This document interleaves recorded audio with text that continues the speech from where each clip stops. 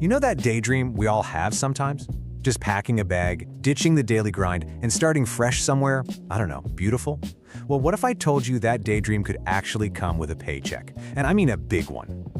I know. It sounds like a total clickbait headline, right? The kind of thing you see online and just scroll past. But here's the thing. These offers are 100% real. And the numbers, they're actually kind of mind-blowing. Which, of course, brings us to the big question. What's the catch? Take Ireland, for example. They're offering up to $92,000. The goal? To bring old homes back to life on their wild, remote islands. Then you've got Italy, where some of these historic mountain villages are putting up 100,000 euros. That's to help you restore a little piece of their history.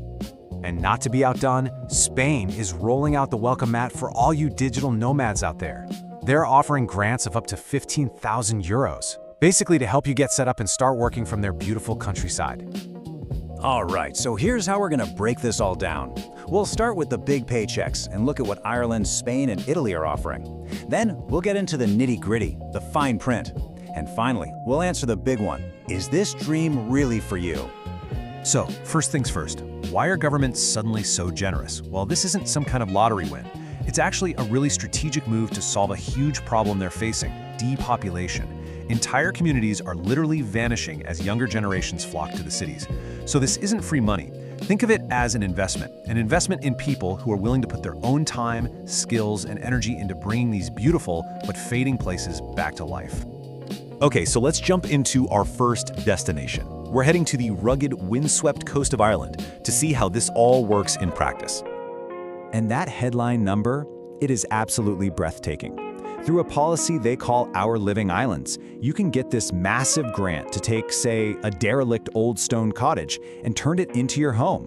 The whole idea is to get people back to these stunning offshore islands, almost 30 of them, some of which have only a handful of residents left. Okay, but here's where we get into the details, the actual terms of the deal. This grant is specifically for properties that have been vacant for at least 2 years. And the money, it's only for renovations. We're talking structural repairs, new windows, that kind of stuff. And here's the big one. It has to be your primary residence, not a vacation spot you can just rent out. And now for the catch. This is the big one, the hurdle that changes everything. See, pretty much anyone can apply for the grant money. But, and this is a huge but, the grant does not give you the right to live in Ireland. If you're not an EU citizen, you have to go through the entire separate process of getting a visa or work permit.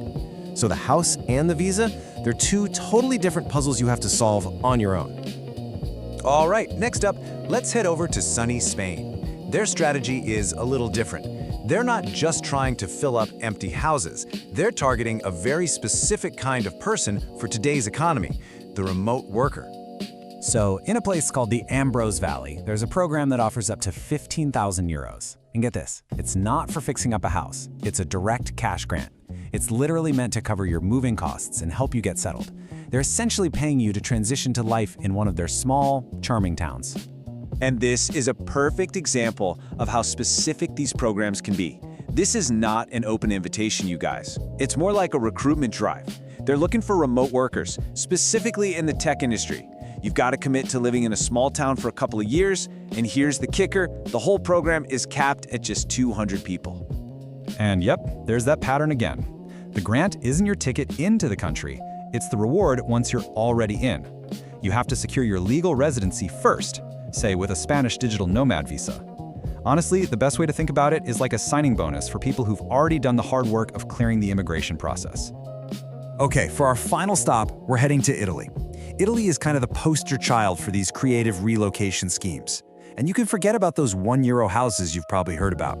Some towns are now offering some seriously big money to bring in new people. Check this out. In the Alpine region of Trentino, the government is offering a grant that can go all the way up to 100,000 euros. Yeah, it's one of the most generous packages in all of Europe. And it's all about restoring abandoned homes in these beautiful mountain villages. What's really cool about Italy is how creative and hyper-local they get. So yeah, Trentino has that huge renovation grant, but it comes with a 10-year commitment. Oof. But then you have a town like Radicondoli in Tuscany, and they offer a whole menu of options. You can get money to buy a home, they'll help you with rent, or they'll even give you seed money to start a local business. So what's the catch in Italy? it really boils down to commitment. This is not a gift, it is a legally binding contract. These tenants expect you to put down roots for 5, sometimes even 10 years. And if you bail early, you have to repay the entire grant. So yeah, it's a very serious pledge to become a real part of that community. Okay, so now that we've seen the offers on the table, let's zoom out for a second. It is so important to understand what these programs are, and maybe more importantly, what they are not. Because they get confused all the time with something totally different, the golden visa. And this table just lays it all out, plain and simple. With these relocation grants, the government pays you to move there and help rebuild a community, but they demand your time, your commitment. With a golden visa, you pay the government a ton of money. We're talking hundreds of thousands of dollars for residency, and you often don't even have to live there. See the difference? One is basically a job. The other is a straight-up purchase.